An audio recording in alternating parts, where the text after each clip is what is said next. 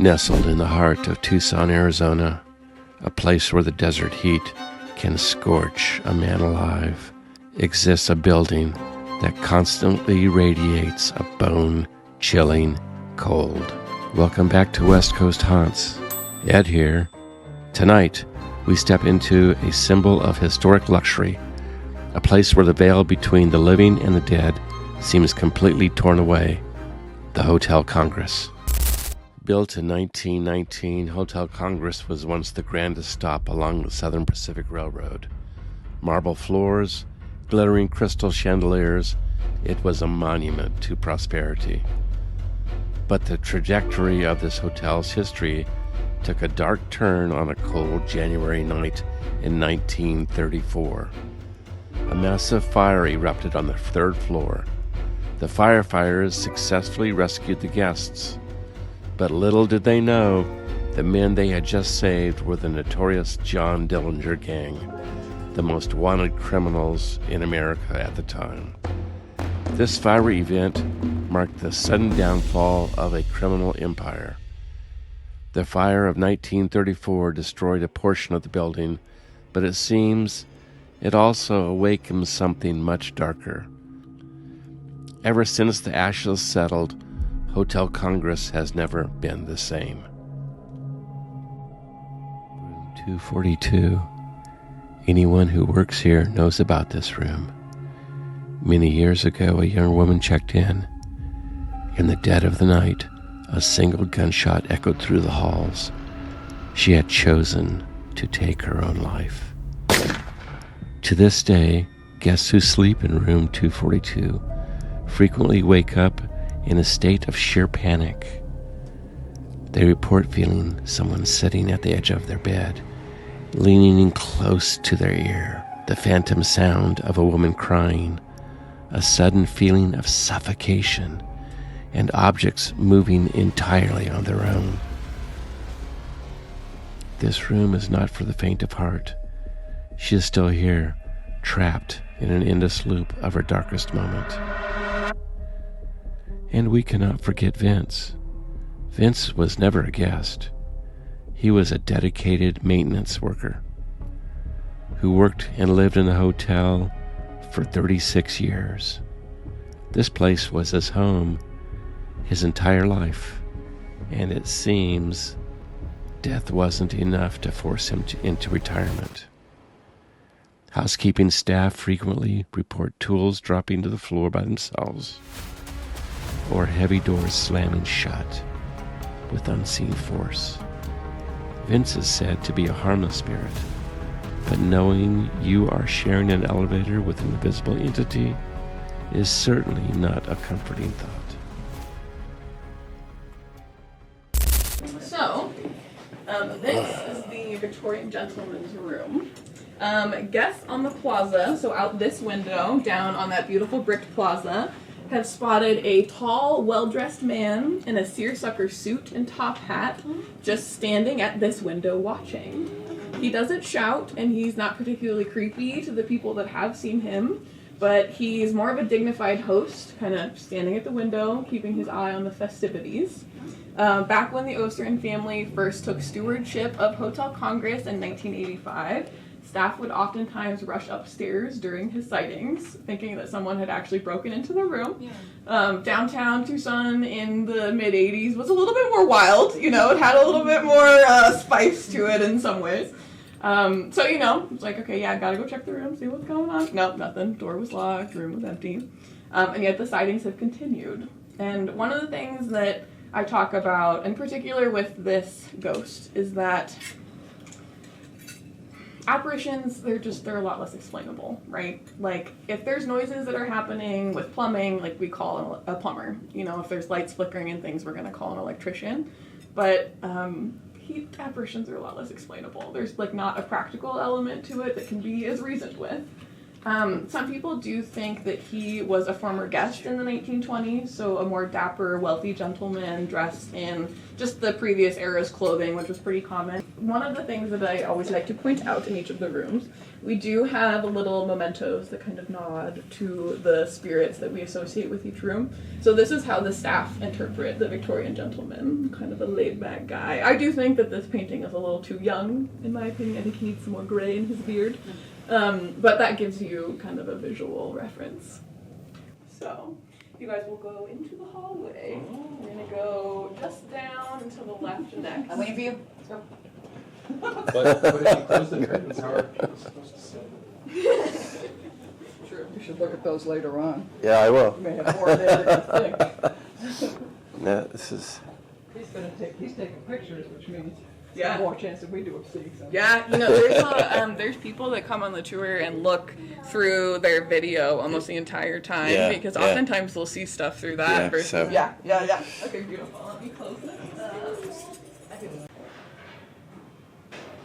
I like the shadows on that, too. Yeah, they're pretty fantastic. And that is the original room number. So 328 is the... Is the original? Yeah. Okay. Yeah.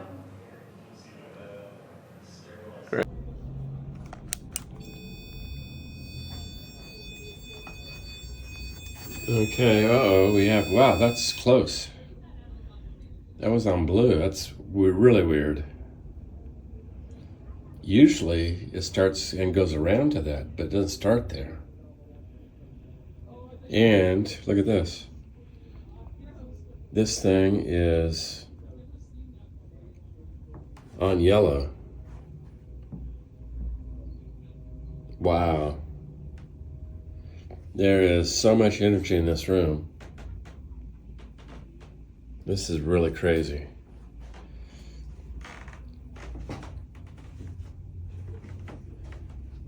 So she must be here. This is where I was standing just a minute ago. And here we go. Oh my God, this is... And they're sitting on it. Stand right there. Are you here? Lady in white.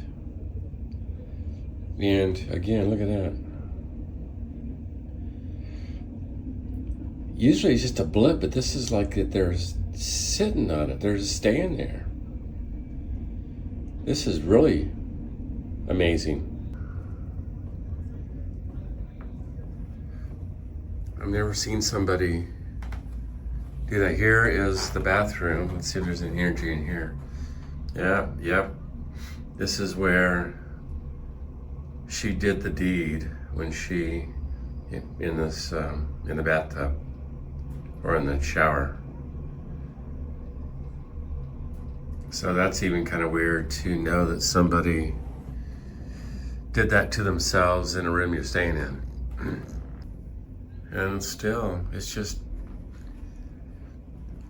it's interesting because it's so kind of soothing. Usually things blip.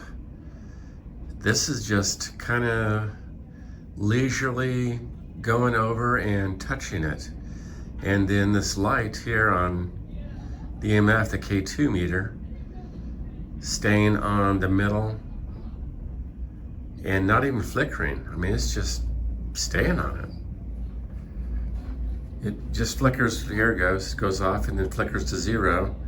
But then you come back into the room where evidently she probably is.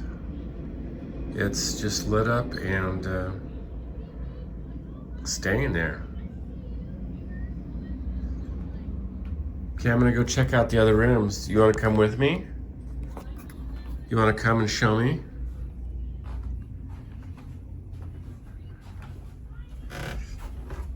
Thank you for being here. I'm sorry that you went through what you had to go through. And it's really, really a sad thing that happened. I'm sorry that you had such a rough life.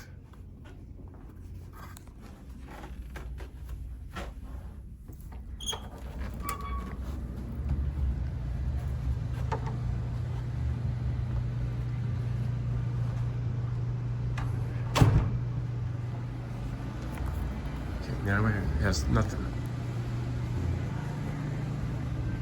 Oh, there it goes, back up to yellow. Man, this hotel is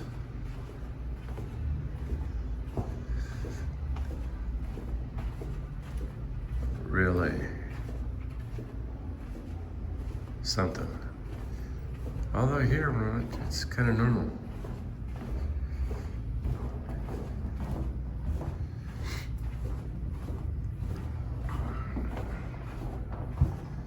Oh, we're getting over here to, this is 214, so this was the gentleman from England, and here again, we are up to that yellow mark again, right next to the haunted room. Wow. So that one was 214. And then 212. Where is 212? 212's gotta be this way. So it's interesting, these haunted rooms. That's where the energy is. 216. What am I doing here? 212. Is that right? Yep. 212 and 214. 242 and then 220.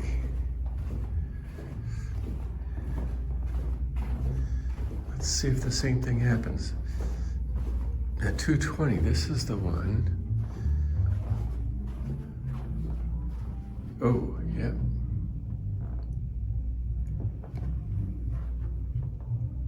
This is the veteran. Wasn't that one?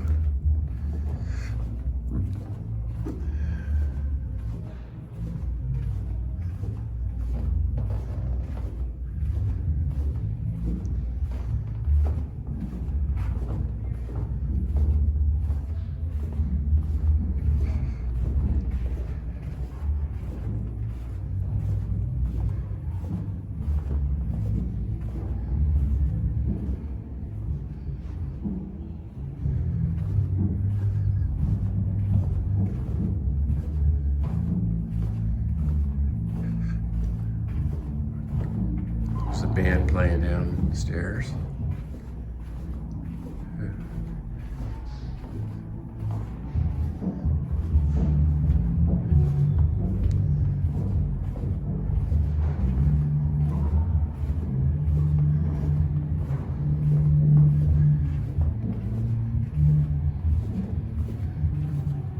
And we're back to our room, and as soon as we get back to our room, as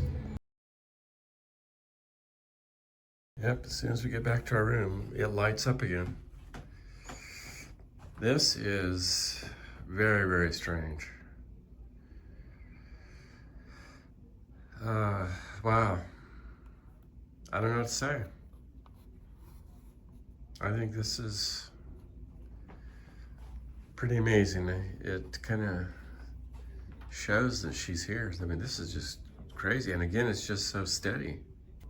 Okay, so we're gonna keep things here for a while and let you know if we see anything else. We're gonna do an EVP session and see what happens there, and we'll let you know if we find anything.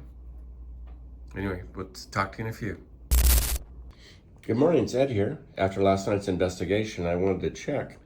This thing last night was on the yellow, stuck the entire time, and now I can, in the same place, same lights on, everything.